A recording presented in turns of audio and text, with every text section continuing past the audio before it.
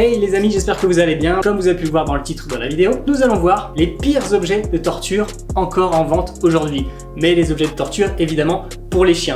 Du moment qu'on ne trouve pas des objets de torture pour nous humains, il n'est pas normal que l'on trouve aussi des objets de torture pour animaux. En tous les cas, c'est néfaste pour le chien. On va partir sur le collier étrangleur. Tout est dit dans le nom. Il est où le respect quand vous étranglez quelqu'un? Pourquoi on vous autoriserait d'étrangler votre chien? C'est pour l'éducation? Est-ce que vous étranglez vos enfants? Automatiquement, vous êtes dans un aspect de soumission. Et vous n'y arriverez pas si vous avez cette idée en tête que vous devez soumettre votre chien. Que feriez-vous si aujourd'hui je prenais une arme et je vous braquais et vous demandais d'exécuter l'ordre que je souhaite?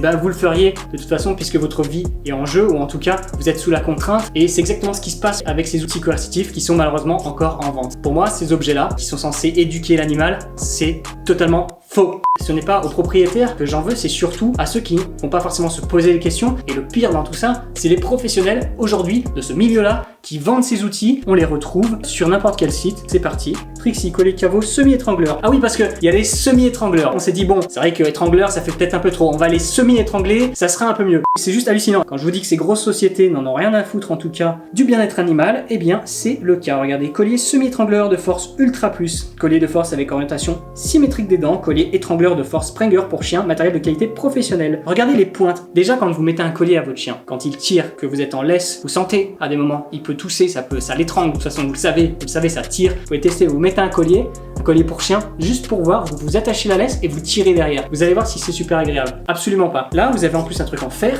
avec des pointes, c'est-à-dire que quand ça tire, ça rentre dans le cou. Les dégâts sont juste hallucinants. Je suis désolé, c'est pas une vidéo qui fait rire, je fais pas une dégustation de merde, mais désolé pour moi aujourd'hui, c'est important que je le dise parce que personne n'en parle. Vous avez les pires conneries, vous avez les pires achats sur Amazon, les pires machins, c'est les pires objets de torture pour chien, mais pour moi, c'est des objets de torture tout simplement. Ces objets-là ne devraient plus exister. Le collier électrique. Qu'est-ce qu'il fait, le collier électrique? En tout cas, tout le monde fait un collier électrique. Voilà, dressage avec collier électrique. Super, collier électrique Amazon, etc. Collier de dressage. Oh, super, avec ça, je vais pouvoir dresser mon chien. Contrôle manuel, portée 300 mètres. Eh ben, allons-y, c'est parti. Quand un chien a un mauvais comportement, 1. Utilisez le mode bip pour l'avertir une première fois. Si le chien ne réagit pas, utilisez le mode de vibration pour l'avertir une deuxième fois. Ah, on est sympa. Il y a bip, il y a vibration. 3. Attention, chez certains chiens, le mode de vibration peut montrer un changement comportemental. Si votre chien ne réagit toujours pas, utilisez la fonction de choc électrique avec le bon niveau. Voilà, super. En 2019, on utilise aussi les décharges électriques pour éduquer les chiens. Par conséquent, on n'a plus à vous inquiéter de l'utiliser sous la pluie, etc. Ah oui, parce qu'avant, on pouvait s'inquiéter justement de l'utiliser sous la pluie. Vous allez voir les dégâts que ces objets-là produisent, c'est absolument abominable. Voilà, le collier électrique est un objet de torture qui provoque chez le chien un choc et traumatisme physique, mais aussi psychologique. Vous voulez avoir un aperçu de la douleur que peut ressentir un chien? Alors regardez cette vidéo ci-dessous. Un humain teste le collier électrique sur lui.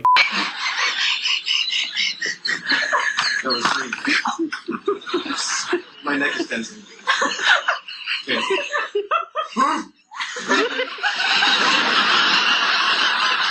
That was 4. I think.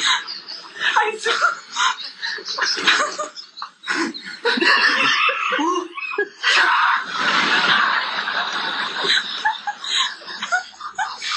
And number 6, this is the final one. Then I'm going,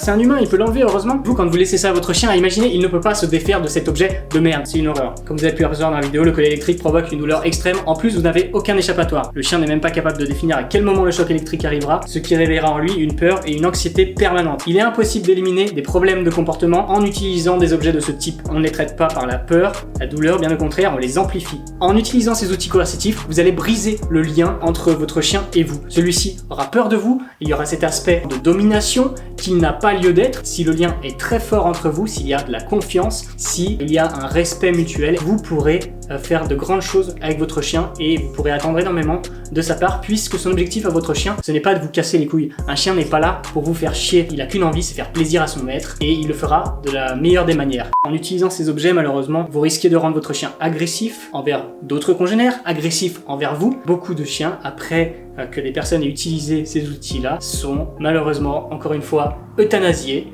parce qu'ils deviennent ingérables. Bref, ce qui m'énerve encore plus, c'est qu'aujourd'hui, voilà, comme vous pouvez le voir, on retrouve ces outils en vente, encore sur le web, mais dans les magasins aussi. J'ai parlé uniquement des colliers étrangleurs et des colliers électriques, mais il existe tellement d'outils coercitifs pour soi-disant éduquer les chiens. Ça n'est pas le cas. Voilà, ça ne fait que empirer, envenimer une situation déjà délicate. Allez voir un éducateur, un comportementaliste qui n'utilise pas ces objets-là. Si un pseudo-professionnel vous conseille ces outils-là, fuyez, pauvre fou! J'espère que cette vidéo vous a plu. Évidemment, je ferai des vidéos un peu plus fun où on pourra voir d'autres sujets. Mais voilà, mon objectif, c'est que ça change aujourd'hui dans ce milieu du chien et que ces pseudo-professionnels de merde arrêtent de vous vendre des outils soi-disant miracles. Ça n'est pas vrai. N'hésitez pas surtout à partager cette vidéo, à vous abonner, à activer la cloche aussi. C'est hyper important pour pouvoir recevoir les notifications dès que je sors une nouvelle vidéo. En tout cas, je vous remercie. On se dit à très vite. Portez-vous bien. Ciao la famille, c'était Chien Trépide.